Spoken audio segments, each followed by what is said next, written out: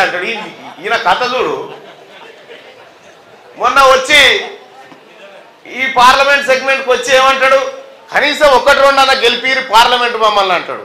38 గెలిపిస్తేనే ఆడికి అసెంబ్లీకి పోను, మీరు 1-2 గెలిపిస్తే పార్లమెంట్కి పోతాడు. ఈయన ఆ 38లో అయినా అసెంబ్లీ ముఖం చూడకముందుకే 5-6 బీకిరు. ఇప్పుడు 4 తారీఖు వచ్చి ఎవరు ఉంటారో తెలియదు. ఈ పెట్టెలు తెరుచుడే ఆల్చం. ఆయన గేట్లు దుంకుతారు, యువతల పడతారు, ఒలిచిపోతుంది. కేసీఆర్ మంచినీళ్ళ గిలాస్ ఇచ్చేటోడు ఉన్నాడు. ఇక రేపు పొద్దుగాల ఇది ఎవరు చేసుకున్న కర్మ?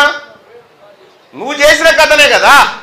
42 మంది విపక్ష ఎమ్మెల్యేలను దొడ్డిదారిన భూపాలపల్లి సంతాల కొనకపోయినట్టు కొనకపోయి అలా గట్టేసుకుంటుంది. ఆయాల విపక్షాల గొంతులొక్కి విపక్షాలను పార్టీలను బంధిస్తున్నప్పుడు ఈ దేశంలో ఈ రాష్ట్రంలో ముఖ్యంగా అసలు ఈ ప్రభుత్వాన్ని ప్రశ్నించేటోడు ఎవడు లేనప్పుడు కదా తీన్మార్ మల్లన్న బయటికి వెళ్ళిండు. ఆ రోజు కదా బయటికి వెళ్ళి కొట్లాడింది.